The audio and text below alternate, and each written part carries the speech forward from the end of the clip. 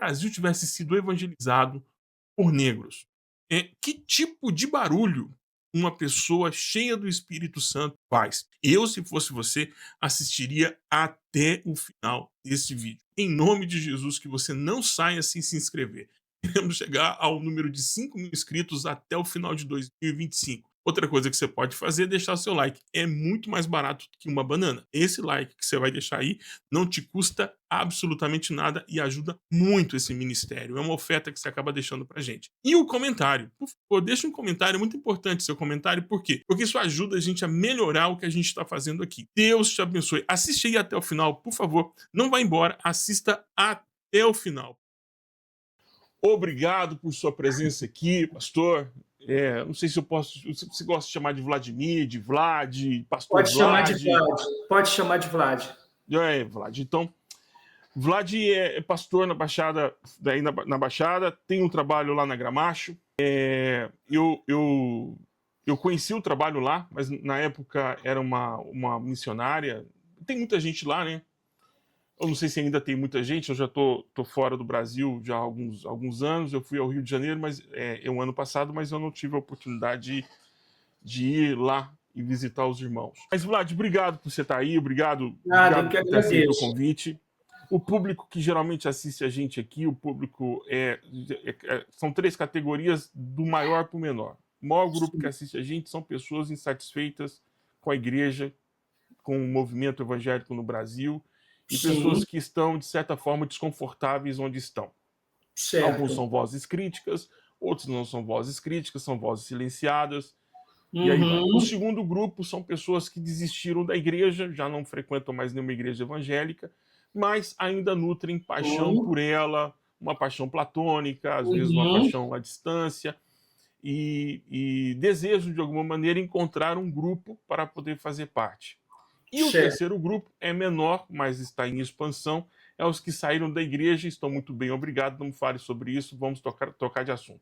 Certo. Trocar de assunto. Então é o grupo que está muito bem fora da igreja, não sente saudade, não tem vontade de voltar.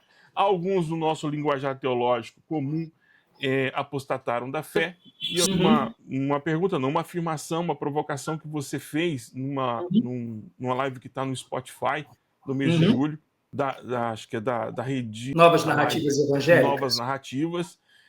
Você disse uma frase, e aí a partir dela eu gostaria que você pudesse abrir mais um leque para ela. Certo. O Espírito Santo é o artesão da nossa humanidade. E aí você emenda dizendo que quanto mais humanos, mais cheios do Espírito Santo. E aí, primeiro, eu quero dizer que eu estou muito feliz de você também ter me convidado. Eu acho que a primeira vez que eu ouvi falar sobre você foi num movimento chamado Missão na Íntegra. Eu acho que, eu não me lembro agora em que período foi. Missão na Íntegra era um movimento encabeçado pelo Ariovaldo Ramos e outros. Então foi a primeira vez ali que eu vi você, que eu pelo menos me lembro do seu nome. Eu estou falando aqui de Nilópolis. Para quem não sabe, Nilópolis é Baixada Fluminense, é a capital da Baixada Fluminense, como eu gosto bem de frisar. Eu sou Vladimir de Oliveira, eu sou casado com Andréa Portes, eu tenho 2 filhos, e estou falando de um contexto bem assim, diferente, digamos assim, não só geograficamente, como também socialmente, né? Então, eu sou fruto de uma de tradição batista, mas há 10 anos eu saí do contexto batista e migrei para o que nós chamamos de igreja nas casas, igrejas orgânicas, igrejas simples, né?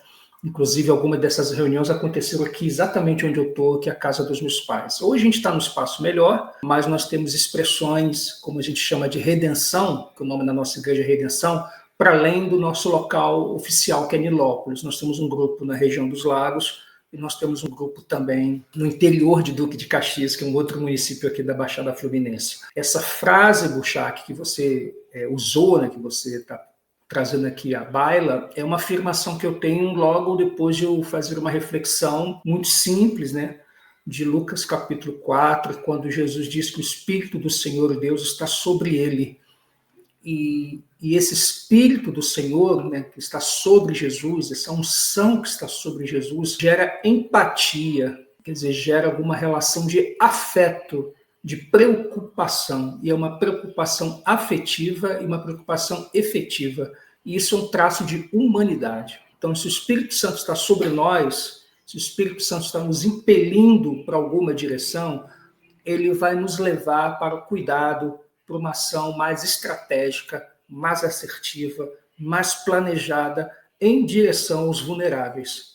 Então, eu acredito que existem vários níveis de despertamento espiritual ou de avivamento, que é uma palavra que o campo evangélico muito gosta, muito curte, né? E, para mim, uma das expressões mais autênticas de avivamento é quando você está engajado em ações para além do seu mundo, como diria Marisa Monte, para além do seu infinito particular. Quando você está olhando para fora da sua bolha e você consegue, de maneira coletiva, com seus amigos e irmãos na fé, ou para além dos seus amigos e irmãos na fé, e eu vou usar uma expressão que eu acho muito bonita, do Brian McLaren, você começa a tramar a bondade. Por isso que eu creio que o Espírito Santo nos humaniza ao gerar em nós sentimentos que só tem explicação num Deus triuno, que é uma comunidade, e ele nos convida em comunidade a manifestar o reino que é paz, justiça, igualdade, comensalidade, partilha. É isso, Bujac. Obrigado pela introdução. Citou Brian McLaren. Não, Brian McLaren? Não, foi. Sim, Brian McLaren, A Mensagem Secreta de Jesus. Mensagem Secreta, sim. Editora Thomas Nelson. Aí, olha, se é Thomas Nelson, entra nos lares presbiterianos, batistas, entre os assembleanos. Ele não tem entrado mais, mas essa obra ainda circula pela Thomas Nelson. A gente, de certa maneira, a gente tem o Fahrenheit 911 aí em ativa, né? Nós temos muito. Agora mesmo eu estava conversando com uma querida, né, que é uma das pastoras da Igreja Batista do Caminho, e ela é pesquisadora, doutoranda na área de pesquisa do campo religioso, Agnes Alencar. A Agnes, ela trabalha no ISER, e a gente estava falando sobre C.S. Lewis, dizendo que a gente parou de ler C.S. Lewis, né? Porque o C.S. Lewis foi cooptado por um grupo muito raivoso, né? O C.S. Lewis foi cooptado por uma galera que ama odiar. Aí eu acordo, rapaz, tem uma mensagem da Agnes, lembrei de você, aí me mandou alguma coisa zoando o C.S. Lewis. E aí, como eu tenho pós-doc em memes, né? Quando eu quero dar uma resposta muito profunda, muito filosófica, eu trabalho com meme. Aí eu mandei a meme de um gato assim, olhando de longe, assim, tentando decodificar, eu ainda vou assistir. Mas, o Brian McLaren praticamente foi cancelado, né? Então tem pouquíssimos textos dele circulando aqui em língua portuguesa. Pelo menos aqui no Brasil tem pouquíssimos títulos. Uma pena, porque, infelizmente, nós nos tornamos o povo que tem medo do livro. Sim.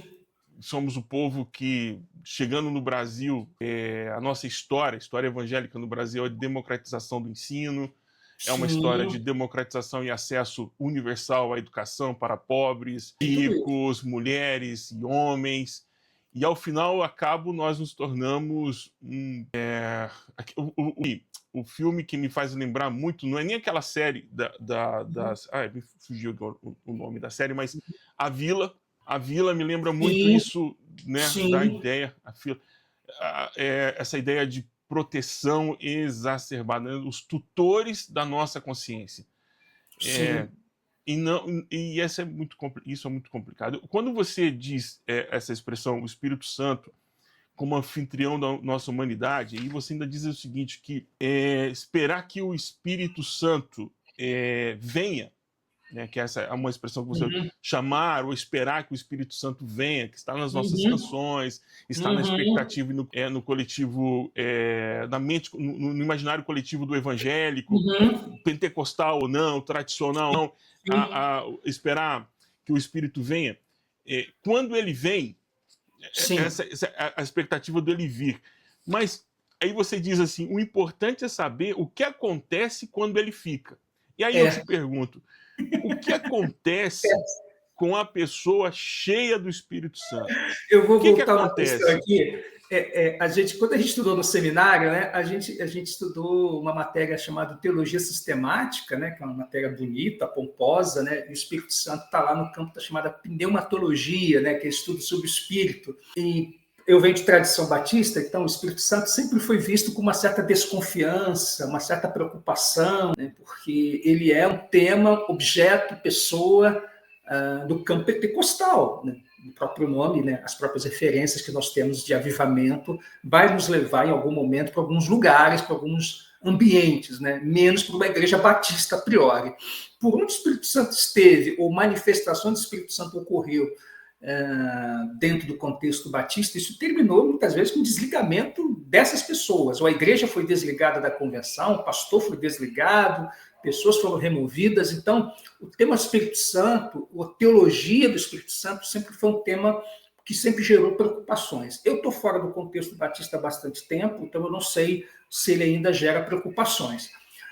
Mas eu comecei a refletir sobre isso no início do ano, e depois eu posso explicar motivos que me levaram a essa reflexão. E eu venho numa toada, digamos assim, de reflexões sobre o Espírito Santo, sobre manifestação do Espírito Santo, sobre carisma, sobre mística.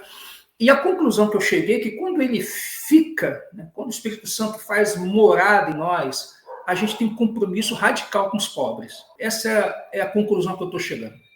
Qualquer experiência que seja gerada pelo Espírito Santo me instrumentaliza em direção aos pobres, me equipa, me ampara, me fortalece para que eu possa atuar na luta por direitos. E isso não tem nenhuma relação com Marx, com Lenin ou com Gramsci. Isso tem relação com os evangelhos, isso tem relação com uma tradição profética que Jesus herdou e que Jesus materializa quando ele anuncia que o reino de Deus chegou. E todas as figuras de linguagem, todo o estofo, né, de histórias que Jesus vem para compartilhar, vem de um lugar que é um lugar pobre, periférico. Não estou falando da Galileia, não estou falando de um ambiente campesino, de um ambiente rural, de um ambiente completamente diferente da experiência de metrópoles, de grande cidade como essa que eu e você e os que estão nos assistindo aqui conhecem muito bem. Então, se o Espírito Santo ficou numa comunidade, se o Espírito Santo ficou num lugar, se o Espírito Santo ocupou corpos, né, porque seres espirituais precisam de corpos para manifestar suas reais intenções. Se o Espírito Santo de fato assim o fez, significa que essas pessoas se projetam, elas se organizam coletivamente. Para onde? Em direção aos pobres, aos vulneráveis. Eu tenho uma certa dúvida, eu tenho uma certa descrença, eu sou extremamente cético em relação a pessoas ou movimentos que se dizem que estão passando por uma experiência de avivamento, de despertamento espiritual e que não estejam com os pés fincados no chão, nessa realidade, nesse mundo. Lembrando que eu estou falando do Brasil, que é um país extremamente desigual, que é fruto de uma experiência de violência colonizadora, de uma invasão. Nós fomos o último país, digamos assim, que a gente chamaria do Ocidente, né? Porque nem ocidentais não somos conhecidos, nós somos latinos, nós somos do sul global, mas nós fomos o último país a abolir a escravidão. Então, toda a nossa história ela é forjada a partir de uma construção de poder muito clara da cor de quem manda e da cor de quem obedece.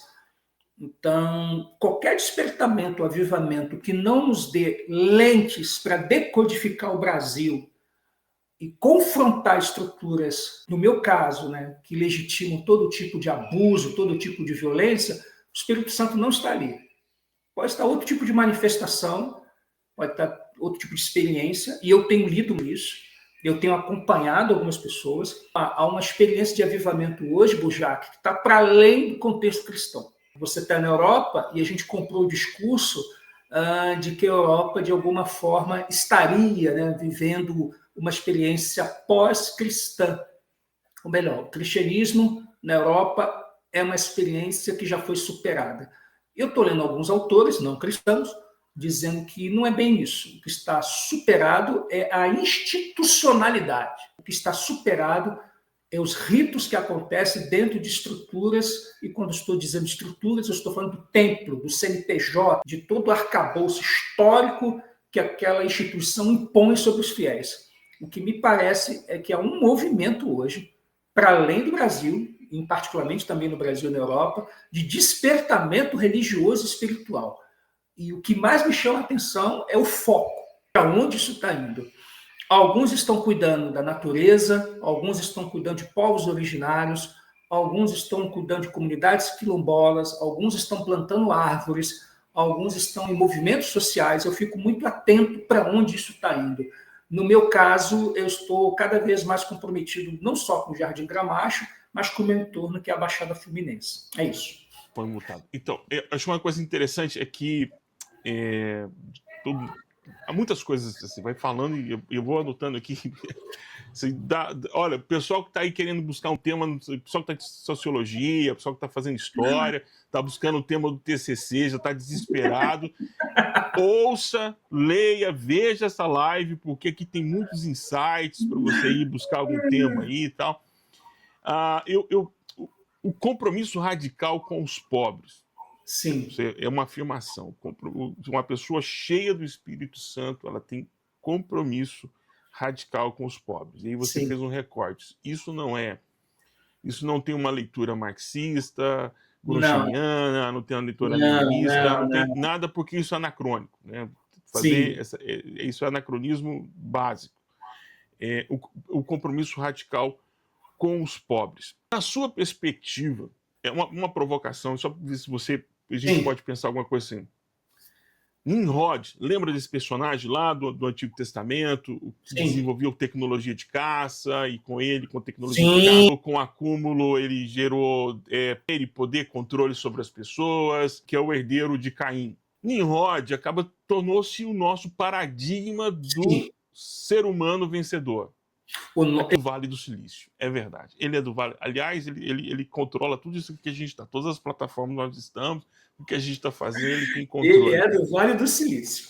Ele tem o púlpito hoje, né? Ele é o paradigma. Sim. E numa leitura do cotidiano, da nossa vida no dia, as linguagens religiosas, você falou, e a leitura da Europa não religiosa, eu não encontrei isso aqui.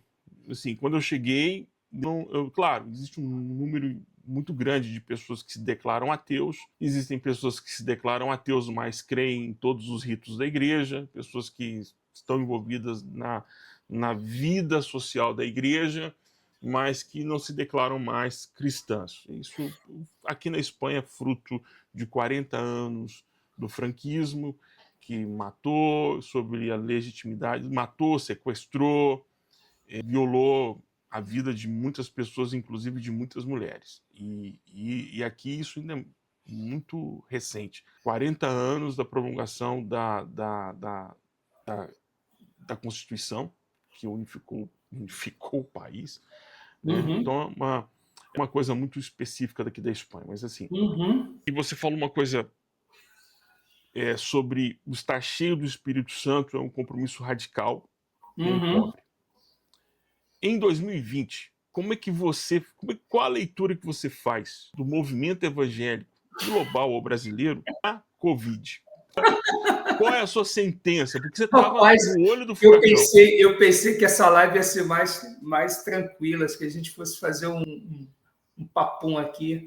Rapaz, olha só, a Covid foi um divisor de águas. A minha comunidade de fé, primeiro, a gente migrou para uma plataforma de transmissão, nós fomos para o Zoom, nós ficamos praticamente 2 anos, nós reavaliamos a nossa receita e direcionamos 80% da receita para os pobres, então isso tudo se traduziu em serviços, compras de cesta básica, isso traduziu em construções de mais casas, abertura de poços artesianos, isso se traduziu pagar dívidas de irmãos que, por uma série de razões, perderam empregos, irmãos com dificuldade de comprar gás. A gente fez não vou dizer uma linha de ações, mas a gente foi definindo prioridades a fim de garantir a sobrevivência de alguns irmãos que foram muito afetados. Foi o período que eu mais trabalhei na organização, que eu, naquela época, estava vinculado. Foi o período que eu mais trabalhei, porque foi um período que a gente distribuiu muitas máscaras, fizemos muito trabalho de conscientização nas periferias sobre a necessidade da vacinação. E eu acho que a Igreja Evangélica Brasileira, com algumas exceções, eu não tenho percentual, ela teve uma dificuldade de priorizar a vida em detrimento ao culto. Então, eu me lembro, na primeira reunião que eu fui com os nossos irmãos, eu falei, irmãos, a gente tem uma escolha. Ou a gente continua se reunindo presencialmente, todo mundo vai se contaminar, ou a gente para tudo e migra para uma sala online. E foi exatamente o que aconteceu. Não houve discussão. Todo mundo estava ciente que estávamos diante de um problema que, naquele momento, poderia custar a vida de todos nós. Eu tive Covid, minha família teve Covid, meus pais tiveram Covid, irmãos da minha comunidade tiveram Covid, pessoas muito próximas a nós morreram de Covid. E aí eu fui vendo um outro movimento aqui no Brasil, né, de uma briga de pastores e igrejas para a manutenção do culto presencial, a manutenção do direito constitucional, digamos assim, né, do culto estar funcionando, da igreja atendendo, a igreja de portas abertas. E nessa hora aconteceu um conflito de interesses, né, entre o que a OMS está dizendo, o que os dados estão dizendo, o que a realidade está dizendo, e uma interpretação, para mim, religiosa extremamente irresponsável. Eu não vou dizer criminosa, mas irresponsável. A igreja poderia ter tido um outro papel, os pastores poderiam ter tido um outro papel. Eu me lembro de um grupo, assim, que eu acompanho muita gente, que a impressão que eu tinha é que não havia pandemia para eles. Diante dos que eles falavam, postavam, publicavam nas redes sociais, parecia que estava tudo bem, obrigado. E essas pessoas, para mim, elas vivem realmente dentro de um outro Brasil ou dentro de outros mundos. E é um mundo de privilégio, né? Porque você tem um recorte de classe social e de raça para essas pessoas. E eu não estou dizendo só de evangélicos, estou dizendo para além do campo religioso evangélico, tem pessoas que se comportaram como se de fato nada estivesse acontecendo. Aqui no Brasil foi uma tensão muito forte. E eu acho que me ajudou também a mudar a minha opinião sobre algumas pessoas, sobre alguns ministérios, sobre algumas iniciativas, sobre algumas lideranças que até então eu tinha um certo olhar, até de respeito, e eu comecei a perceber que não é o fato de você ser piedoso que abre um precedente para você ser ignorante.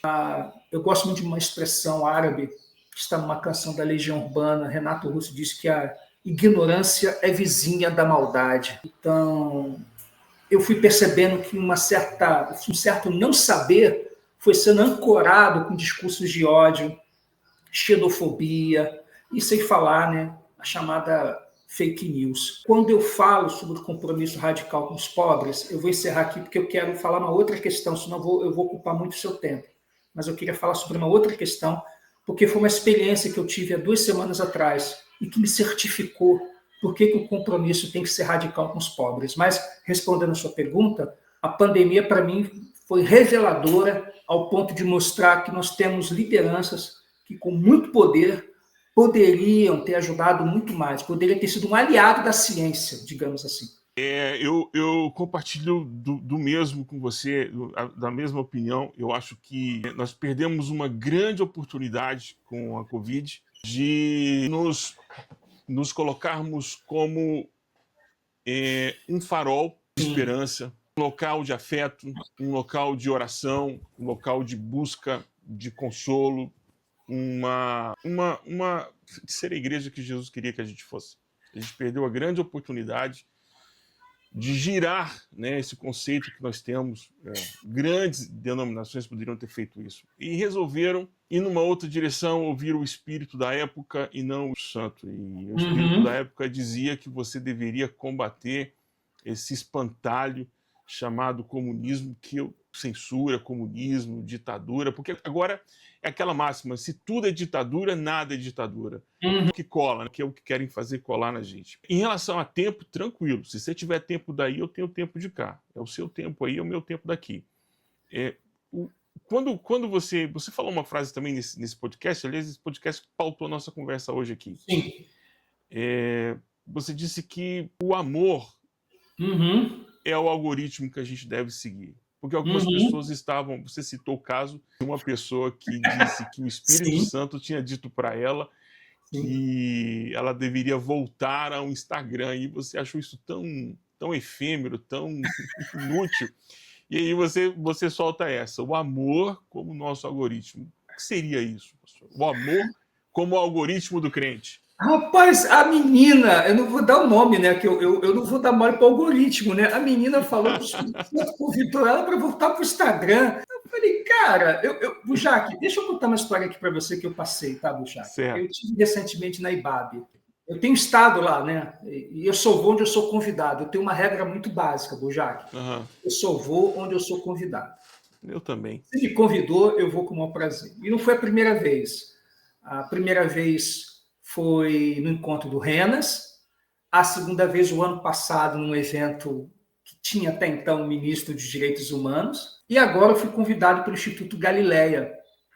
E quem fez esse convite foi a Fernanda Kivitz, a diretora executiva do Instituto Galileia. E eu fui para participar dentro de um encontro fechado, até brinco, né, um encontro maçônico, Rosa Cruz, assim, com várias lideranças evangélicas, para ouvir um teólogo muito importante dentro da formação do que a gente chama hoje de teologia latino-americana, chamado Francisco Urufino. Ele é doutor em teologia e dentro do campo católico ele é um leigo.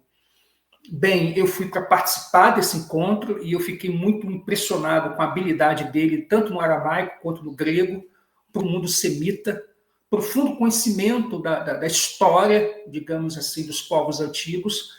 Então, ele nos levou para um outro lugar, ele nos levou para um outro mundo que não é o nosso mundo, ele nos levou para uma terra que, para mim, ainda é uma terra estranha, né? Terra estranha com gente esquisita, mas é um mundo da onde Jesus, de certa forma, surge, onde essas figuras surgem, né? Abraão surge, Ismael, Isaac, Jacó, Sara, H, que é esse outro mundo, que é esse outro universo que não tem nenhuma relação com o Brasil.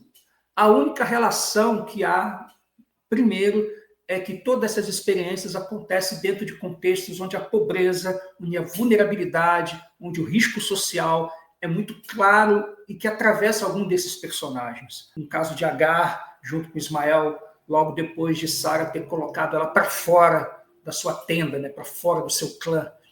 Então, a Bíblia é uma coletânea de obras, de histórias e de situações, de experiências de pessoas que sofrem muito. E toda vez que o Francisco Rufino falava, eu tinha a sensação, Bujac, claro, eu tenho quase certeza, né, que eu não sei de nada, mas ali eu estava muito convicto. Eu não conheço esse mundo, eu não sei que realidade é essa. E eu fiquei impressionado, Bujac, com a idade dele. É um homem de 70 anos. É um homem de 70 anos. Uma pessoa que estava lá conosco, eu acho que você já deve ter tido contato, chama-se Carlos Bragantin, é do Caminho da Graça de São Paulo. Sim, o Brega fazia algumas intervenções e dizia assim, por que eu nunca ouvi isso antes? Onde é que eu estava que eu nunca prestei atenção nisso? Por exemplo, né, o tema central é sobre justiça, Bujac. E para falar sobre justiça, ele trouxe à baila o nome Nabucodonosor. Então ele fez quase como uma análise sintática. Ele decompôs o nome de Nabucodonosor para que a gente pudesse entender todos os aspectos legais, históricos, sociológicos, antropológicos que envolve essa figura que está dentro do contexto dos livros do Velho Testamento, em particular no livro de Daniel.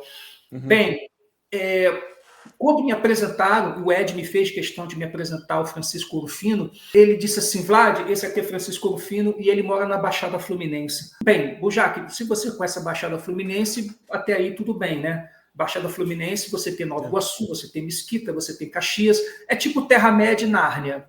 São lugares distantes, né, que você com certeza vai se perder. Até ele não disse nada de novo. Eu falei, eu também moro na Baixada, você também mora? Poxa, beleza. Eu perguntei para ele, você mora aonde, senhor Francisco Rufino? E o Francisco Rufino falou assim, eu moro em Nilópolis. Bem, Nilópolis é o município onde eu moro. Bem, mas não ficou só nisso. Eu falei, o senhor Nilópolis? Mora em Nilópolis? Não, senhor... Eu vou usar uma palavra que eu não vou usar agora, porque esse programa aqui é santo. Mas você é do Rio de Janeiro, então daí a gente já sabe. Quem estava ao meu redor também ficou chocado, porque eu estou conversando, mas tem um pessoal ouvindo assim, olhando para a nossa cara, não acreditando no que nós estamos dizendo. Você mora na Baixada, você mora em Nilópolis? Moro em Nilópolis. E aí eu perguntei, o senhor mora aonde? Aí ele falou assim, eu moro na Estrada Marechal Castelo Branco. E eu falei para ele, eu também. Bem, se eu pegar essa rua aqui agora, eu estou no número 2077, ele está no 303, ele mora no início dessa rua. Olha aí, seu vizinho. Ele é meu vizinho.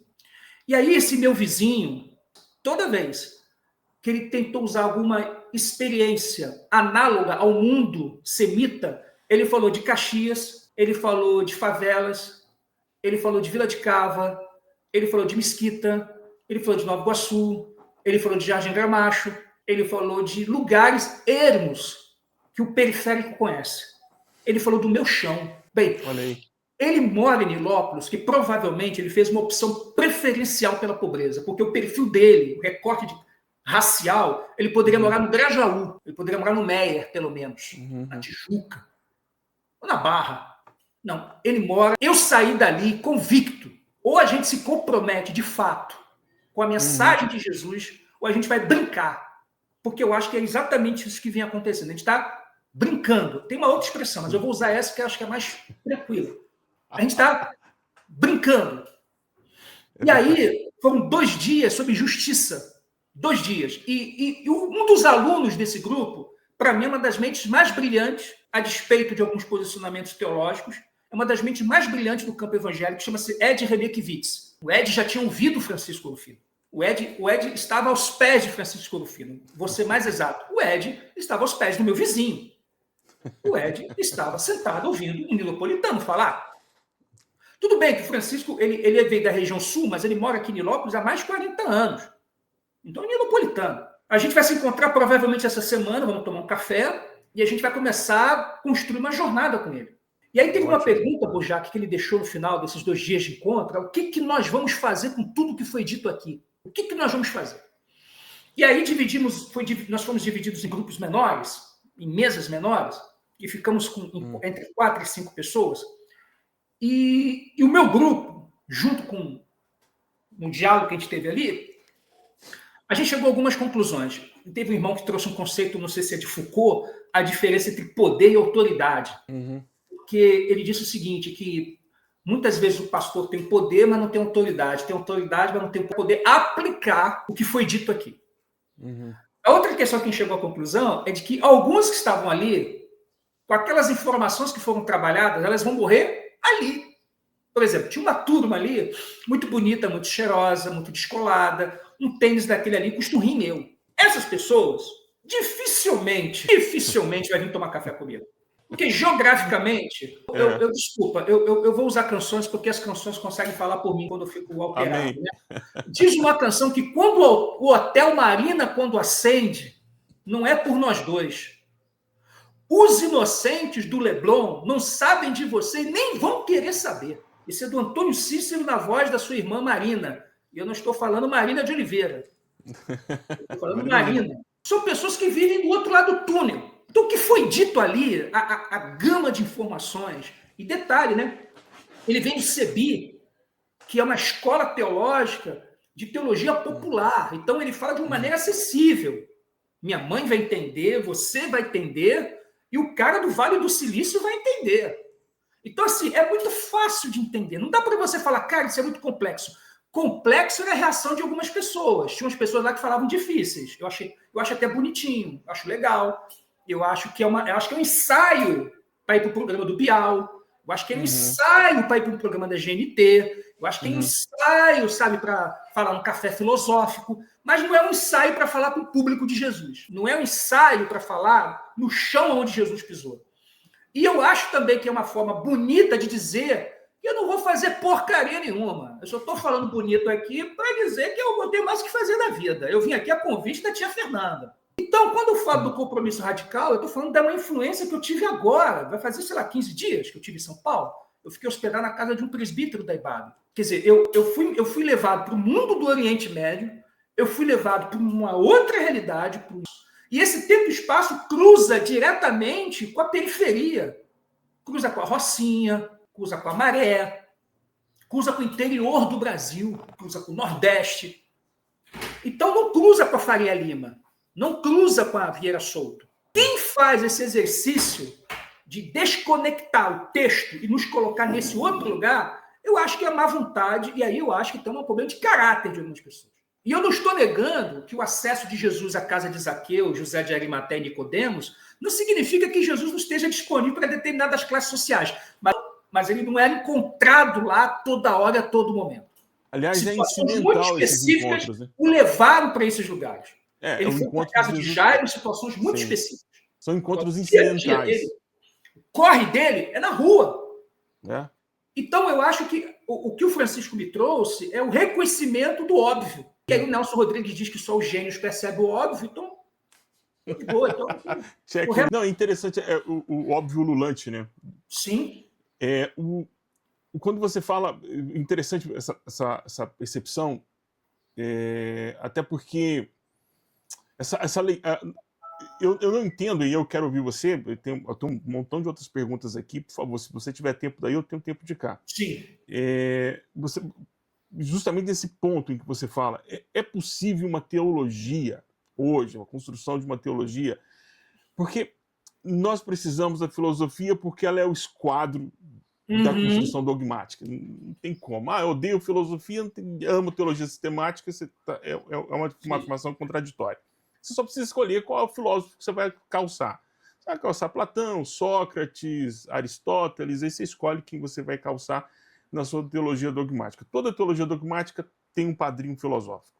E esses padrinhos filosóficos, está lá atrás, está lá no século XVI, século XV. Nós temos a patrística e a escolástica, né? A patrística e a escolástica, as duas.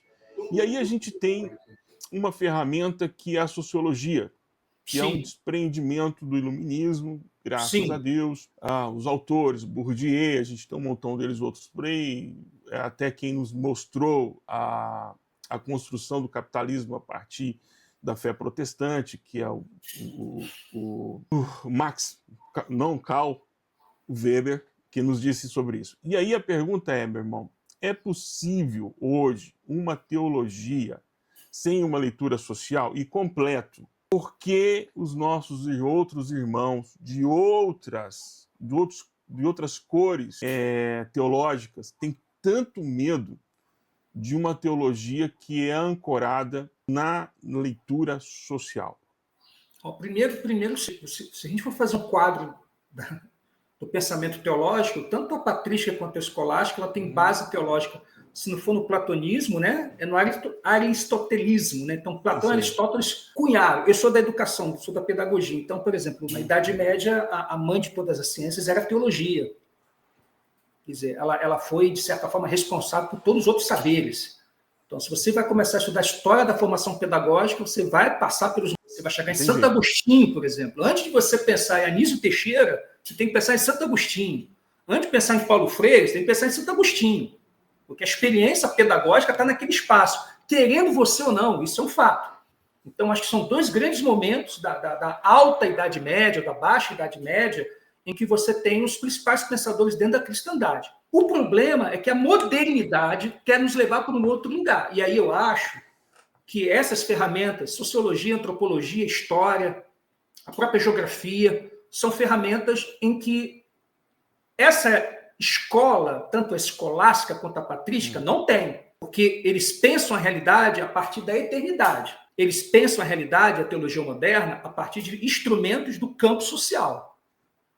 E aí, Bojac, eu vou inverter. Eu acho o seguinte, quem está pensando hoje o Brasil e a teologia a partir da escolástica, da patrística, tá tudo bem, cara. De repente você está com as suas contas pagas, o seu nome não está no Serasa, você mora muito bem, você abre a porta do seu apartamento, né? Você tem um banquinho, um violão, você tem um padrão de vida muito bem resolvido.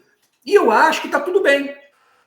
Você não precisa chegar às mesmas conclusões que eu cheguei. Na verdade, você não é obrigado a chegar às mesmas conclusões que eu cheguei. Se você acredita de que essas questões não devem interferir em você, seja fiel àquilo que você acredita. E eu acho que surgiu nos últimos anos igrejas que não estão preocupadas com isso mesmo, não. Eles gostam até de fazer caridade, que é a diferença de políticas públicas e justiça social. Não são sinônimos. Caridade e justiça social não são sinônimos. E aí eu retomo, eu acho que tem um bloco teológico muito bem organizado, isso envolve agências missionárias, isso envolve grandes denominações que foram forjadas dentro de um pensar. Eu vou abrir um parênteses aqui, que eu contei uma história ontem na minha comunidade de fé, e eu vou contar para você aqui, Bojac.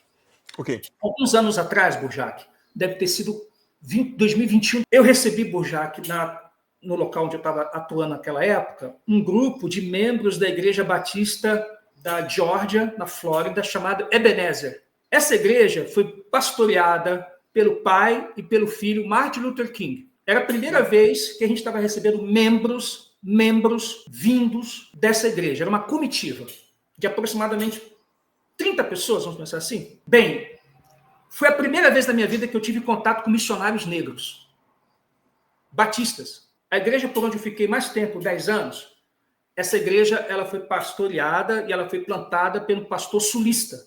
que é o padrão. Uhum. Mas aí eu me fiz uma pergunta que não está na Bíblia, eu fiz uma pergunta nos quadrinhos.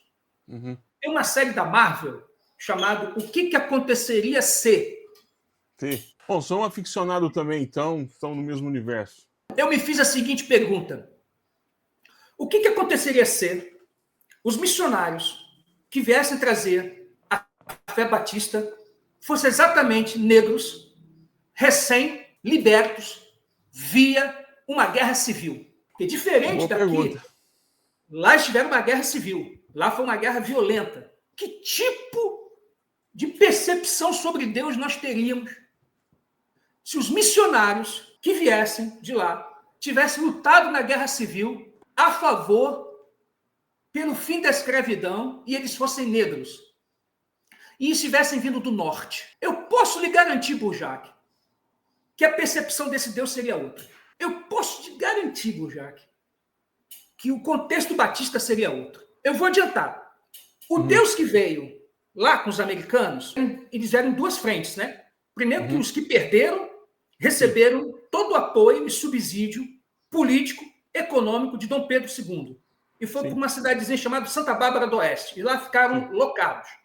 Inclusive da maçonaria também, né?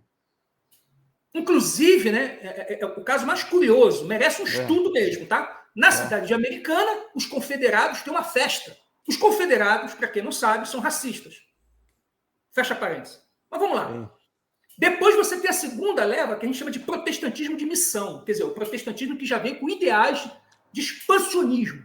Esse Deus que eles nos apresentaram, já vou dar um papo reto. Ele é racista, ele é homofóbico, ele é machista, ele é autoritário. O Deus que foi apresentado aos negros, o Deus que foi forjado em meio àquele campo de batalha lá, ele se aproxima do Deus do Êxodo. Então ele não ouve o clamor do faraó quando perde seu filho. Ele ouve o clamor dos judeus que estão tomando chicotada nas costas, dos hebreus.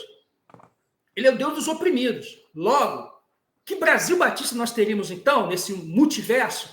Um Brasil onde o cristão evangélico batista seria comprometido com causas sociais. É só para você ter uma ideia, tá? Nesse grupo de pessoas que estavam lá, americanos, negros, tinham casais LGBTs, por uma razão muito simples. A luta por direito, ela vai ampliando direitos para quem não tem classificação daquilo que eu chamo de mais caro da modernidade. O conceito de humano que está em disputa. Por que determinados sujeitos são matáveis? Porque não são humanos. Você pode matá-lo e depois ir para a academia malhar. Ele é apenas um lixeiro. Ele é um indígena. Você pode tacar fogo nele, você e seus amigos. Por quê? Ele não é humano. A luta por direitos te aproxima e amplia seu conceito de humanidade. Então, a gente foi forjado teologicamente por uma perspectiva de Deus que está preocupado com a eternidade, com o etéreo, com o metafísico. Ele não está preocupado com a ausência de, vamos pensar aqui, né, de políticas públicas, de saneamento básico. Ele não está preocupado com a ausência de instrumentos que dê acesso aos direitos mais mínimos e necessários.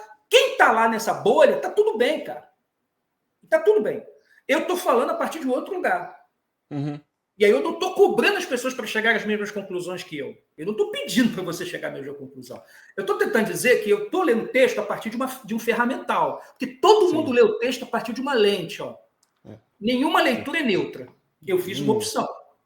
Eu sou brasileiro, eu sou negro e vivo no sul global. Eu não posso ler o texto da mesma forma que Calvino lia, que Spurgeon lia, que John MacArthur lia. Até a semana passada estava lendo John MacArthur. Ou que o Douglas Wilson lê ainda hoje.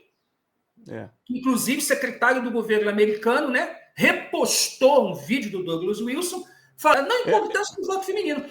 O Deus do Douglas Wilson, ele não é o mesmo Deus dos negros. Por exemplo, eu não sei se você conhece esse filme que é maravilhoso, chamado... Agora eu esqueci o nome dele, eu vou lembrar aqui. Tempo de Glória. Acho que é o primeiro filme com Denzel Washington que trata sobre uma tropa, né, de negros, né? Sim. Que participou da Guerra Civil, né?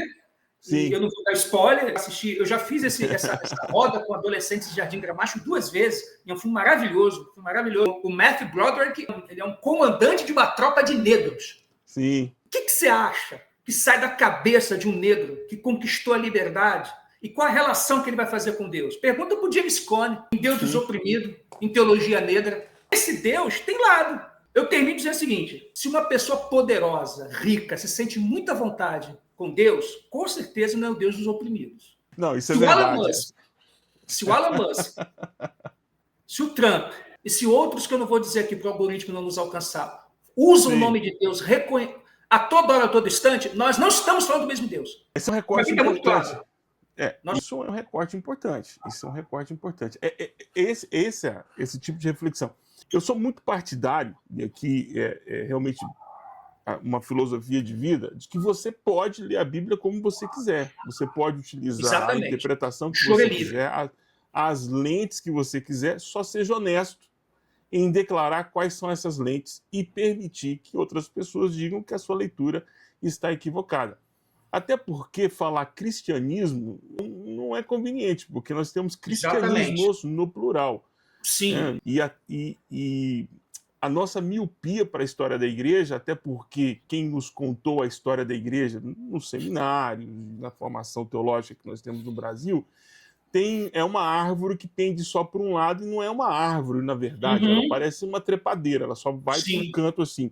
Ela não é uma árvore, ela não tem feições de árvore. Então, se assustam quando, por exemplo, se descobre uma igreja na Armênia que celebra a ceia há 2000 anos, que nunca houve ruptura nem nada.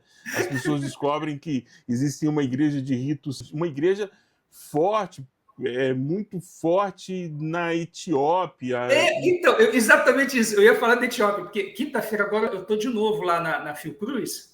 Fiocruz é uma instituição na área de pesquisa e tal, e tem uma matéria lá sobre espiritualidade. E eu vou falar sobre a igreja da Etiópia, porque as pessoas acham que o cristianismo chega no continente africano somente e exclusivamente a partir das grandes navegações. É uma etapa. Mas antes disso, Atos dos Apóstolos já está dando indicadores claros de que há uma experiência que está se expandindo e chega no continente africano, especialmente na Etiópia. Inclusive, a Bíblia deles tem mais livros do que a nossa Bíblia, por exemplo. E o Cristo deles, por razões óbvias, não tem nenhum traço indo-europeu. Então, isso não é à toa, né? Isso não é à toa. E é interessante porque quando você tem contato com a geografia e o contato real com a geografia, quando você vai aqui no Mediterrâneo, tem aquele dito, né? São coisas que são para missionários ou milionários. Eu, como missionário, acabo tendo a oportunidade, por exemplo, sou missionário na Espanha, então tenho a oportunidade de ir em lugares em que você fala, poxa, lendo parece complicado. Mas nós estamos falando de 200 quilômetros de distância entre a praia onde eu estou e o continente africano, as pontas. A navegação aqui no Mediterrâneo é uma coisa que muito próximo, você está muito mais próximo do que a gente aqui no Brasil. Então, essa realidade parece distante, né? Como também parece um pouco até complicado. Você vai a Córdoba, eu moro perto de Córdoba, eu moro na província de Córdoba, você vai à cidade de Córdoba e encontra ali um manancial de cultura e de... Eu fiquei assombrado, eu não sabia, por pura ignorância mesmo, que eu estava visitando a cidade onde Sêneca nasceu. É incrível você não ter esse... Fala assim, por que aqui tem um clube que se chama Clube de Futebol Sêneca? Qual o sentido disso? E aí você vai para a Wikipedia e descobre, rapaz, o cara nasceu aqui. É por isso que é Sêneca, tonto. É por isso. Olha, Sim. Você fez uma pergunta, eu vou deixar uma pergunta, eu vou deixar para o final, porque você jogou aí, mas eu vou deixá-la para o final, porque ela ajuda a gente ajuda a projetar um pouquinho do que é a intenção dessa live. Te pergunto, onde nós estamos na janela de Overton? A janela em que tem o totalmente não, essa disputa de narrativas hoje no Brasil, onde a gente se encontra? Porque cara, você saiu do Brasil quando, Bojac? Eu saí em 2018. Tá, você saiu logo após a eleição do Inominável, né? Você sabe que o Inominável está com tornozeleira eletrônica, está em casa. Não, sei, eu estou bem atualizado em relação ao Brasil. Graças a Deus. Cara, eu acho o seguinte, primeiro que eu vejo assim, né, que ele já está, o problema dele já está resolvido, vai ser condenado, acabou. Isso aí não é preocupação minha. Na verdade, eu acho que a esquerda que está presa nele, fica rodando em torno desse cadáver, mas eu acho que ele já está vencido. Segundo, é que o Brasil ele é um grande laboratório de experiências totalitárias, e isso nos forma como povo. Né? Você está na Espanha, né? Eu tive em Paris o ano passado, passei uma semana em Paris. Né? Algo que eu aprendi com a Europa é que tudo que a Europa tem é fruto daquilo que ela se organizou, desorganizando aqui embaixo.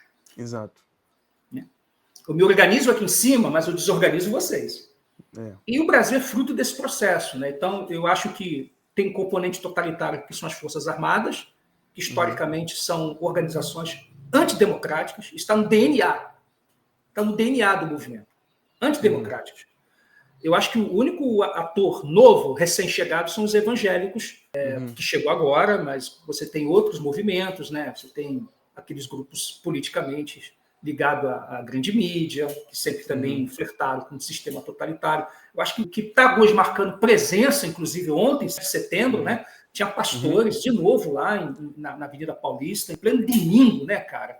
Os caras estavam tornando o seu púlpito, mais uma vez, um espaço para politização do discurso de ódio. Eu acho que esse ethos, esse espírito, ele vai para alguém. Eu não sei para quem vai.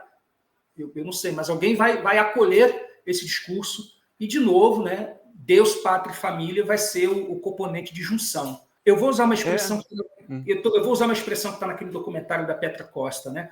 Eu faço parte dos 30%. Eu faço parte da minoria, né, que não embarcou nesse projeto. E a gente brinca aqui no Brasil que a gente não chega a lotar uma Kombi. A gente não consegue nem lotar uma Kombi como figuras religiosas. Eu participei de um evento pelo ISER, recentemente agora, né? O ISER está realizando vigílias pré-COP30. Né? Então, eu participei da vigília agora que aconteceu há 2 semanas. Eu voltei de São Paulo, sexta-feira, no sábado, já estava na Candelária. E foi um evento muito bonito, né? Porque tinha várias tradições religiosas lá. Ali é um encontro do 30%. De todas as tradições, porque é importante dizer, é importante afirmar de que não. Tem alguém vendendo... Oi? Tem alguém vendendo alguma coisa aí fora. Tem alguém vendendo, nós estamos na periferia. Você está direto da Espanha, tendo contato com o Brasil profundo. O cara está vendendo, deixa eu ver aqui, ó. O cara está vendendo laranja. Coisa boa, rapaz. Tem isso na Espanha, Bujac? Tem aqui. Tem amolador de faca, tem.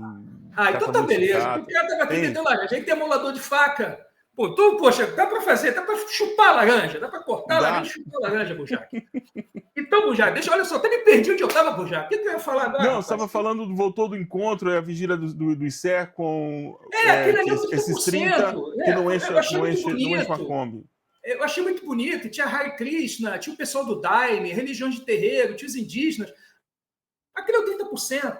O campo religioso, eu diria mais, religiões de matriz abraâmica, todas embarcaram nesse discurso. O espiritismo kardecista embarcou, os mormons embarcaram, Congregação Cristã para o Brasil, que sempre pagou de neutro, embarcaram. Então, vários grupos embarcaram. Mas os evangélicos, por razões óbvias, eles são um grupo hoje mais estudado. Tá aí o ISER e outras instituições estudando isso. E o ISER já vem estudando há bastante tempo. O ISER já vem estudando isso há bastante tempo. Essa presença e essa influência do que a gente chama hoje de bancada evangélica, que é um anacronismo dentro do que a gente chama de Estado laico. Dentro de uma república, você ter um campo religioso politicamente dentro de uma instância de formação de leis. Assim, é um negócio de... Enfim, é a oficialização do lobby, né? Exatamente. Quando você tagueia assim, é a oficialização do lobby. É a oficialização do lobby. Então, eu diria assim, que eu sempre tento ver de forma positiva. Eu quero acreditar que nem tudo está perdido. Não, e é isso, e é verdade. Na semana passada, tivemos um encontro aqui da live com o Ariovaldo Ramos, e dos temas que nós tratamos foi igreja para quê? Né? Que era a grande pergunta, porque ele escreveu um livro no passado, foi premiado, aliás, o Ari entrou na Shadowban das redes sociais, Shadowban das editoras no Brasil, ele foi praticamente um nome banido. No Brasil. E aí do livro que ele escreveu, Igreja e Eu com Isso, né, que é a premissa, aí ele fez um apanhado na história da igreja, e a igreja sempre foi capturada, ela foi capitulada, sempre foi capitulada, e sempre houve um movimento de resistência, desde o encontro de Jesus com os discípulos no Monte das Oliveiras, em que Jesus reaparece e diz: vocês vão fazer os discípulos, vão discipular lá a grande comissão. Entre eles haviam aqueles que estavam duvidando. Então, desde aquele momento, a dúvida capturava a igreja em relação à sua missão, ao seu propósito, à sua natureza. Vai passando por isso para o Gênesis Atos capítulo 6, quando as viúvas são esquecidas, vai passando todas as cartas apostólicas, a defesa da igreja, apologética, para não dividir a igreja com os grupos que passavam ali. Então, a gente está sempre nessa tensão, sempre nessa resistência. Então, a leitura que ele fez foi: nós nunca tivemos paz, sempre houve uma tensão, e há uma tensão residual sempre. Nós sempre fomos o grupo menor. Diante disso, sim, Vlad, eu te pergunto, qual o futuro da igreja? Como você enxerga o futuro dela hoje no Brasil? Tem um CNPJ que são as grandes que vão continuar existindo. Acho que primeiro é isso, né? Até porque eu acho que o cenário brasileiro permite que essa experiência continue a perdurar por anos. Os dados do IBGE mostram o crescimento. Aí, inclusive, nessa semana, quando veio os dados do censo, lembraram finalmente do Paul Freston, né, cara? Trouxeram o Paul Freston para o debate, porque o Paul Freston já vinha dizendo, vai chegar um período que vai alcançar um topo e para ali. Sim. E ele vem dizendo isso há muito tempo, né? Porque ele estuda esse fenômeno para além do Brasil. Ele fala, cresce, mas chega uma hora que para.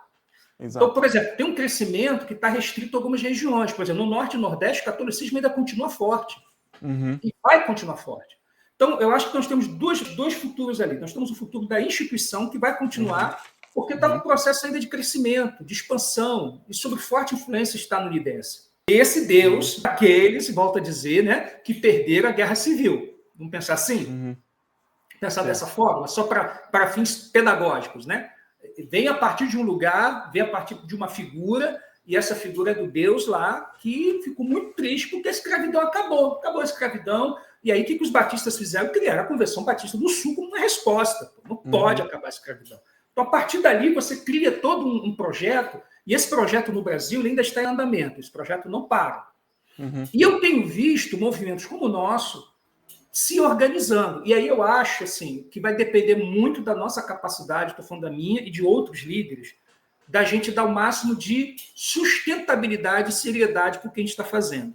Por quê? Porque eu estou com 54, você está com 53, você é jovem, mas, por exemplo, né, o Ouro Fino, que é meu vizinho, está com 70, o Brega está com 70. O Ed René ontem, oficialmente, deixa a presidência da IBAB, né, transfere o ministério, o Ed está com 62. Nós estamos vendo uma mudança geracional acontecendo e está vindo outras pessoas. Então, qual é o futuro desses movimentos recém-formados? Um mínimo de organização para o máximo de organismo. Então, tem que ter um mínimo de organização. Tem que ter um mínimo, sabe, de estrutura para você poder pensar o futuro. Porque o campo conservador já está dado, já ganhou, é 7-1. Esquece eles. Pare de competir com eles. Nós não estamos falando disso. Não use eles como referência. Posso contar uma experiência aqui para você? Claro, à vontade. Da música, de novo? Sim, claro. Eu vou contar uma experiência da música para você. O artista, quando chega no estúdio, geralmente, quem traz as referências para ele é o produtor. Uma vez ou outra, o artista sabe o que quer. Na maioria das vezes, quem já chega com tudo pronto é o produtor. Por isso que muitas vezes o artista procura o produtor. É como se fosse o guru, sabe? Uma mente, assim, que vai levar o trabalho para um determinado lugar. Tem artistas, e é uma exceção, que já sabe o que quer. Ele já tem as referências prontas. Então ele já se cerca de uma discografia, ele se cerca de uma bibliografia e fala assim, é esse lugar que eu vou e você vai comigo. Por exemplo, os Beatles era assim. Se você assistir um documentário sobre os Beatles, que está no canal no Disney, né? No Disney+, está lá o Let It Be, que são 11 horas de gravação. Eu vi. A interação do George Martin com eles é muito pontual. Porque você não é maluco de dizer para o John Lennon o que ele tem que fazer. Você não é doido de dizer, sabe, para o Paul McCartney como é que ele vai cantar. Você vai dar um toque aqui, vai dar um toque ali. Deveriam tirar a Yoko do estúdio, mas tudo bem. Mas mesmo assim, quem vai tirar a Yoko do estúdio? Não tem Um jeito. grupo o George Harrison trouxe um grupo lá de adeptos de Hare Krishna e botou lá, quem vai tirar? Quem vai tirar? Ó, tira esses malucos daqui, ninguém vai fazer isso. Bem, as referências dizem muito sobre nós. Sim. As referências dizem muito sobre nós. E a ausência delas também dizem muito sobre nós. Então, dependendo do que eu estou falando, eu posso estar dizendo uma coisa aqui de outro mundo, porque o cara está partindo de outras referências.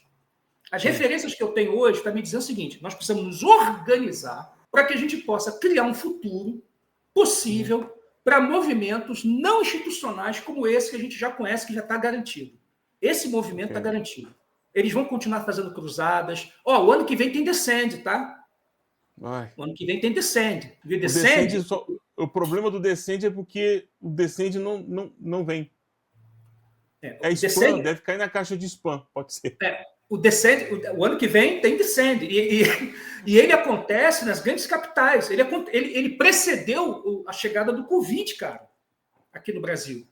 Teve Descende, teve Carnaval, depois que começou o lockdown. Então, isso aí já está ganho, esquece isso. E aí uma pessoa falou uma parada para mim, depois que a gente voltou lá de São Paulo, ele falou assim: Vlad, para onde a gente está olhando? Porque pode ser que a gente esteja olhando para o lugar errado, para a direção errada. Então, eu acho que a direção, me parece que é o seguinte: quais são as nossas referências, o que a gente já organizado, para quê? Para a gente criar o mínimo necessário de um ecossistema autossustentável, para quem sabe no futuro a gente ter uma outra. Essa geração, especialmente do contexto de onde eu venho, é forjado a partir de um Deus que não tem compromisso com o oprimido. Esse Deus senta à mesa com o faraó. O faraó atualmente é um sujeito amarelo, né? Tá com a mancha meio estranha na mão, né? Meio amarelado, e está lá no salão oval da Casa Branca. Certo. O Deus dele não é o mesmo Deus que o meu. E se ele se sente confortável com Deus do Êxodo, tem algum problema ali. Nós não estamos falando da mesma. Nós não estamos falando, cara. Não é a mesma coisa, não são sinônimos. Ah, eu creio em Deus. De que Deus você está falando, meu irmão? Eu sou uma pessoa religiosa, tá? E o Kiko? Como diria aquele filósofo alemão. E o Kiko? O que significa isso? Não quer dizer nada, pô. Então, eu acho que esse campo, ele tem a grana, a força política e vai continuar influenciando o jogo. Agora, esse outro nosso, que é os 30%, cara, eu vou usar uma expressão, né? A gente tem que hackear o sistema dos caras e extrair o que há de melhor para o nosso futuro não ser tão duvidoso, como diria Cazuza em Bet Balanço, entendeu? Esses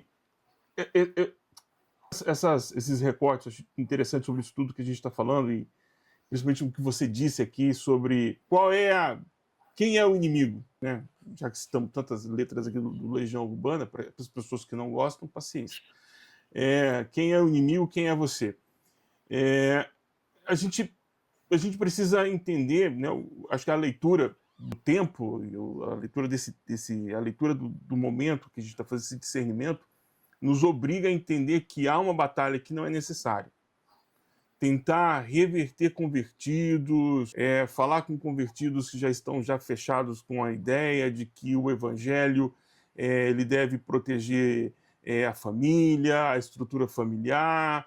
E quando você tenta convencê-los de que, presta atenção, não adianta você ter uma família, desejar uma família que não é a realidade em 80% do país, não tem homens que registram filhos, existe uma discrepância muito grande, com muitas horas de trabalho. Como é que você pode dizer que você é a favor da família se você descentraliza a família? É o pai trabalhando na região oeste, a mãe trabalhando na região leste, o filho estudando e não se encontrando. Como é que você fala sobre estrutura familiar se a economia não permite que essas pessoas estejam juntas, no mesmo lugar, na mesma hora, desfrutando de um mesmo momento? Quer dizer, eles se encontram na geladeira e no micro-ondas.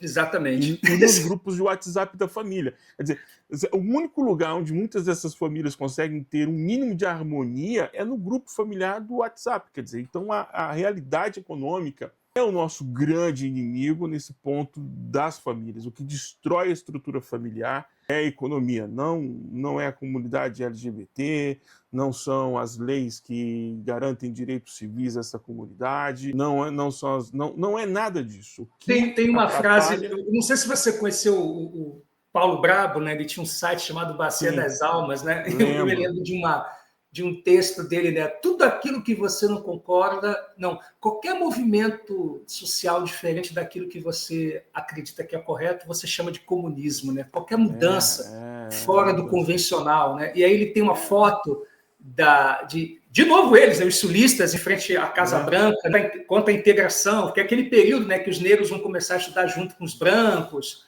porque as leis de Jim Crow eram leis bem taxativas, né? Então, a segregação ela perpassava várias instâncias, né? Lugares públicos, mas também lugares privados, escolas, universidades e tal. E aí estava lá com os cartazes, né? Dizendo que integração é coisa de comunismo. Cara, a gente está vivendo...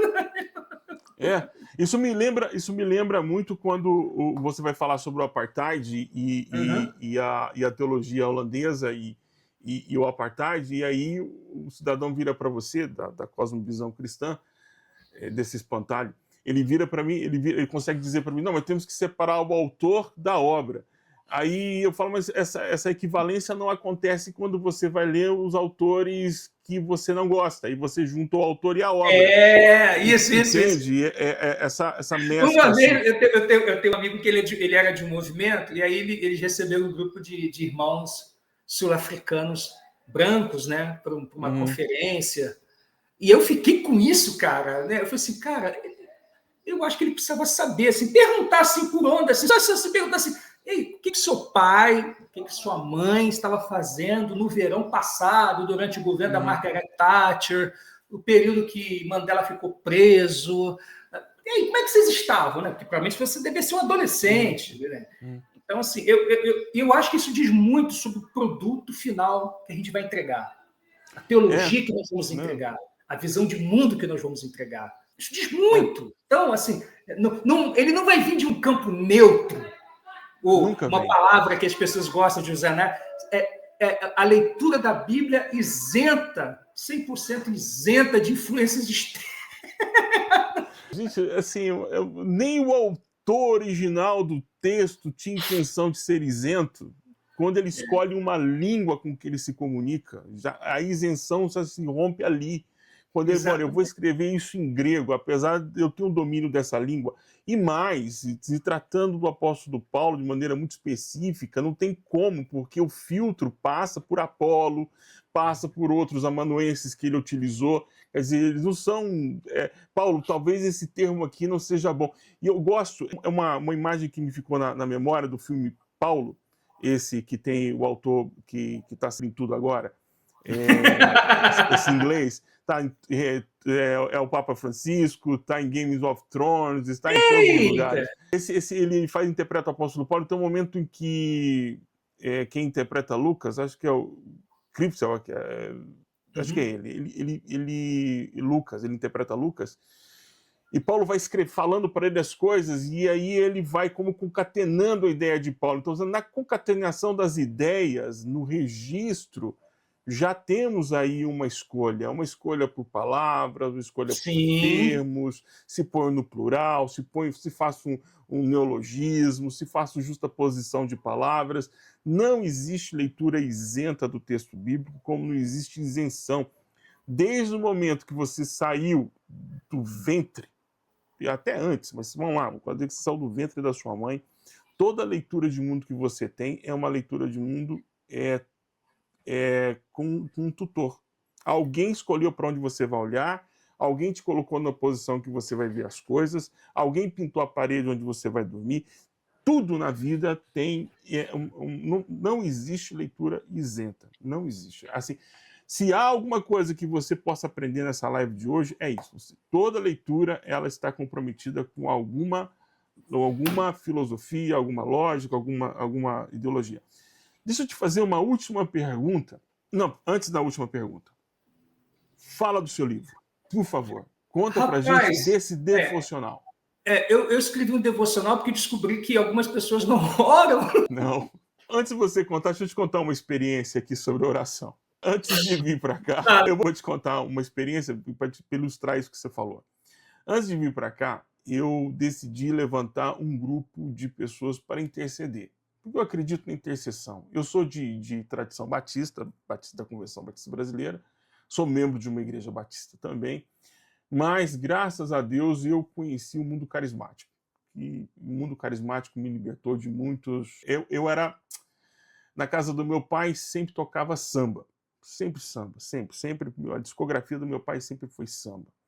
E aí eu sabia que existia música sertaneja. Assim era a minha relação com o mundo carismático pentecostal. Eu sabia que existia, mas não era a minha praia. E aí eu tive contato com o mundo carismático, com o mundo pentecostal, e isso me libertou de muitas coisas. E aí eu fui levantar um número de gente para poder orar, interceder para a gente. Aí eu liguei para um amigo e falei assim, você precisa de uma lista de pessoas para orar por mim, interceder. Não, eu oro por você. Não, deixa eu explicar para você o perfil da pessoa que eu quero que você me apresente para eu me apresentar o meu projeto, para se comprometer com oração. É assim, sexta-feira tem oração na igreja, ok? Então, essa pessoa vai deixar de ir num churrasco, na formatura de um afilhado, porque é o dia da oração. Quantas pessoas você tem aí? Ih, rapaz, aí não tem não. Foi difícil. Eu consegui juntar 10. Aí conta aí a sua experiência com o livro. Eu descobri que tem uma galera que é tão envolvida nas causas sociais que elas perderam as práticas devocionais, né? Então, se a gente quer ter uma compreensão maior também da vida, a gente precisa voltar à nossa ancestralidade, né? Se o futuro é ancestral, o nosso futuro nos remete a Jesus, nos remete aos evangelhos, né?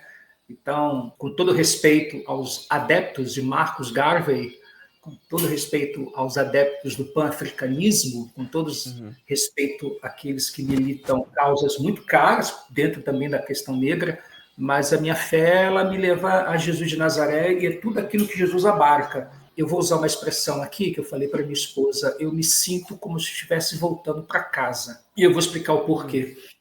Porque eu acho que a figura de Jesus, Cristo, e eu preciso sempre reforçar isso, não só Jesus de homem, mas Jesus de Nazaré, o Cristo traz no bojo uma série de elementos, verdades, princípios que nos convidam a algumas práticas, né? E uma delas tem a ver com a devocionalidade, com a oração, com o silêncio, com a quietude. E como eu também sou um sujeito muito ansioso, né? Eu também sou um sujeito que carece de um pouco mais de calma, como diria Leline, né? Um pouco mais de paciência, a oração ela faz parte desse diálogo com o Criador, né? Esse diálogo com Deus, que a oração é muito mais aquilo que Deus vê do que aquilo que Deus ouve, de modo que eu fui percebendo que a gente fica tão engajado, tão envolvido, que a gente abre mão da devocionalidade, da oração, a gente abre mão do silêncio, a gente abre mão da experiência comunitária, a gente abre mão de cooperar economicamente, a gente se torna, na verdade, um militante. O Frei Beto chama de militonto, eu gosto mais dessa expressão, militonto, né?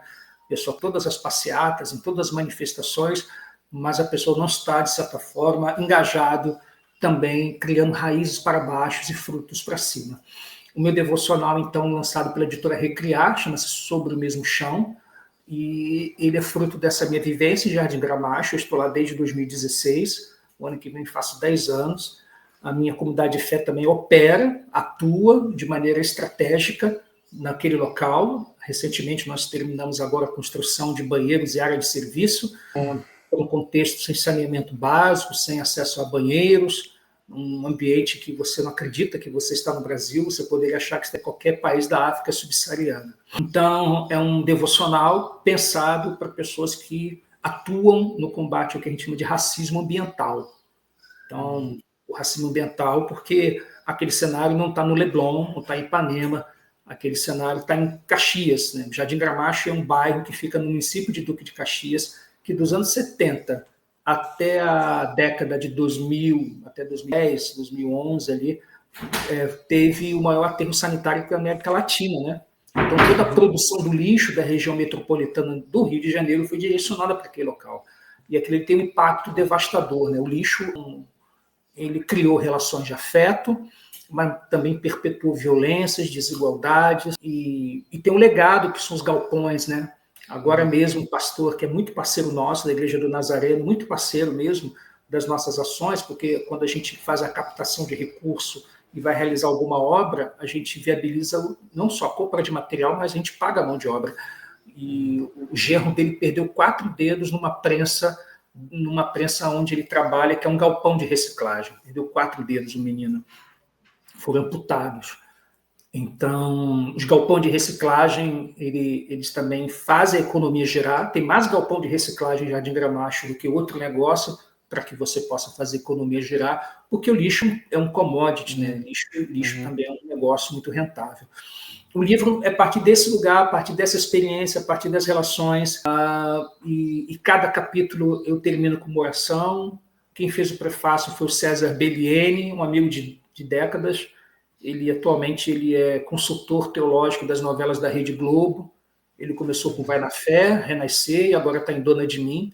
Então, todos os núcleos evangélicos e os diálogos passam por ele, por uma equipe, né? Que a equipe é multirreligiosa, ele é o único pastor que está ali. E o pós-fácil ficou com o Bragantino, que eu costumo dizer, né? Eu vou parafrasear aquela frase do Aslan, né? No nosso mundo, o Gandalf atende por outro nome, ele chama-se Carlos Bragantino. Então, o Brega faz o pós-fácil. Então, foi uma experiência muito boa, muito agradável a gente poder ter essa obra que está circulando, e eu sei que quando circula pela editora vai chegar em lugares que eu não teria condições de viabilizar. Então, poxa, se você adquiriu, se outros estão adquirindo, muito obrigado, que Deus abençoe vocês, depois vocês me dão feedback. Eu quero estimular vocês que possam comprar, porque você precisa de um devocional. Se você quer tomar café com Deus, com certeza Deus está numa periferia junto com os pobres. Então, é isso. Eu me lembro de uma irmã querida que me perguntou: puxa, como que eu faço para minha filha se aproximar mais de Deus? Ela de classe média alta, filha, que estudou no Mackenzie, sem bolsa, sem nada. Falei, pede para sua filha ir para alguma favela, provavelmente Jesus está lá. É mais fácil encontrar Jesus numa favela do que Jesus no Alphaville. Vai encontrar Jesus no Alphamall? Vai. Não duvido, não. Mas, assim, você vai esbarrar mais facilmente com ele se você estiver lá na Rocinha. Muito mais fácil encontrar com ele lá. Eu também acho. Assim, é isso que você disse. Uma pessoa cheia do Espírito Santo, ela vai radicalmente, a frase, abre aspas, né? Abre aspas. Uma pessoa cheia do Espírito Santo, ela tem um compromisso radical com os pobres. Fecha aspas. Foi você que disse. Para a gente terminar essa live, por favor, o que a gente faz com tudo isso que a gente ouviu hoje? Olha, eu vou continuar fazendo o que eu estou fazendo, me comprometendo, me organizando, orando para que o Espírito Santo venha. Eu disse isso ontem na minha comunidade. O que eu mais quero é que o Espírito Santo venha, que os irmãos tenham sonhos, visões, e logo após, terminando o sonho, uma visão, que você varra o chão do nosso local, porque o nosso local é alugado. Eu quero mais que você fale línguas, e quando você terminar esse momento da visitação, que você faça um pix solidário para as nossas ações de solidariedade. O que eu mais quero é que você, sendo contrito pela presença do Espírito Santo, e que você vai chorar e você vai derramar muitas lágrimas, logo depois dessa experiência de enxugar as lágrimas, você possa falar: Vlad, eu vou me organizar aqui para economicamente viabilizar outras ações, para não ficar tão pesado para vocês. Eu estou falando do côncavo e convexo, eu estou falando da praxis, eu estou falando dessa junção entre teoria e prática. E eu tenho orado muito por isso, Bujac, muito mesmo. Eu falei isso para a igreja ontem, né? Uma igreja simples, orgânica, afirmativa e carismática. A gente quer que o Espírito Santo venha, que venha com poder, que venha com unção, e que a unção nos coloque com enxada, nos coloque à disposição das vassouras, do pano de chão, porque a gente vai servir. A gente vai continuar fazendo o que a gente faz de maneira mais intensa, mais intencional e com mais coração, porque a gente sabe que o Espírito Santo está nos movendo para isso. Aonde o Espírito Santo se manifesta, há traços de igualdade, generosidade, de partilha. Jesus foi percebido assim. Eu vou terminar, Bojac, né? Quando João Batista estava preso, ele ficou em dúvida, cara, será que eu batizei o cara certo? Será que esse é o cara, rapaz? Bateu uma crise, porque né, o João Batista falou, é ele, podem segui-lo. Ó, vai todo mundo para ele agora, hein? Pode todo mundo para lá. Eis o Cordeiro de Deus que tira o pecado do mundo. E aí Jesus é muito fora da caixinha, né? Uhum. Jesus é muito fora da caixinha, ele ficou preocupado, então ele mandou um recado, né? Ele mandou uma mensagem lá para os... Onde o João Batista estava preso, ele também tinha acesso a celular, né? Então ele aproveitou, mandou um WhatsApp para os caras e falou: gente, é o seguinte, pergunta para Jesus de Nazaré se ele é de fato o Cordeiro de Deus ou se ele vai ter que esperar outro. Pergunta assim, mas pergunta tranquilamente. Se fosse hoje, dependendo do campo teológico, Jesus ia dar um manual de teologia sistemática, né? Jesus ia fazer. Mas Jesus falou de gestos. Foi. Jesus falou de expressões, ele falou de ações afetivas e efetivas de cura, de restauração. Os cegos estão vendo, os coxos estão andando, os mudos estão falando, o evangelho está sendo proclamado de maneira não só oral, mas também de forma concreta. Então, a minha oração é que o Espírito Santo venha sobre nós para que a gente continue fazendo o que estamos fazendo, só de forma mais intensa, mais ampla e com mais recursos. É isso. Eu lembro de uma canção do cantor cristão que em todo transe que a gente tenha com o Espírito Santo facilite a nossa relação com os nossos irmãos, Sim. que a gente consiga perdoar o erro dos irmãos, Sim. que a gente consiga ser uma comunidade. Eu entendo que a santificação ela não é solitária, ela é solidária. Sim. Sim. Ela se dá no campo da convivência, do atrito. Sim. Eu preciso que você me aponte o que eu não estou conseguindo ver, me diga aquilo que eu não estou conseguindo ouvir e facilite a minha relação com o Espírito Santo. Eu creio muito nisso. Isso. Vlad, muito obrigado. Nada. Em nome de Jesus, você não saia da conexão, eu preciso ainda falar algumas coisinhas com você, eu precisava pegar algumas informações. Tá até bom. Porque se você comprar na mão da editora é bom, vai chegar na sua casa, dá menos trabalho para o autor, eu sei disso, mas comprar na mão do autor, você ajuda, porque as editoras, eu não sei se a Recriar fez isso com você, mas as editoras pagam o royalties do autor com livros. Fala assim, se vira nos 30, Vlad. Isso é tão bom como... Se você diz que o seu livro é tão bom e tão necessário, prove. Tá aqui, 10 caixas para você provar que você é bom. Vai lá e levanta seu recurso. É isso. Irmãos, eu quero agradecer a você, Vlad, muito obrigado, a toda a audiência que ficou com a gente, o pessoal que entrou e saiu, o pessoal que vai assistir a gente ao vivo, o pessoal que vai assistir isso gravado, tá na posteridade. Se eu não me esquecer, vou colocar todas as informações no rodapé dos comentários no YouTube. Obrigado. Se eu esquecer, me cobrem nos comentários, a gente vai colocar aí. Deus abençoe também o seu dia. Se você me permite, já que você falou de oração, quero orar também com todos aqui. Eu queria orar e abençoar a vida dos nossos irmãos essa semana. Pai, em nome do Cristo, a quem nós servimos, a quem nós nos submetemos, queremos pedir ao Senhor, Pai, em nome do Cristo, que o Senhor possa abençoar a vida dos nossos irmãos e irmãs que estão agora ouvindo este podcast, esse encontro, esse momento em que nós estamos falando sobre uma espiritualidade feita para gente de carne e osso. Abençoa o Vlad, a sua comunidade, a sua família, as pessoas que estão cercadas a ele.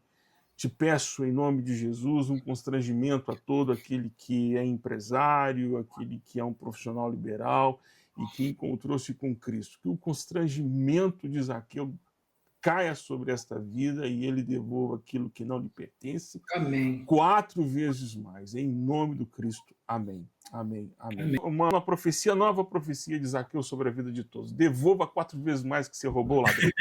Em nome de Jesus. Já, então, a gente se vê na semana que vem. Vlad, se segura por aí. Até a semana que vem, irmãos. Em nome do Cristo, a gente se fala, tá bom? Aí eu tô terminando. Tem que terminar a transmissão de verdade aqui. Se não tem uma transmissão de verdade, ela continua.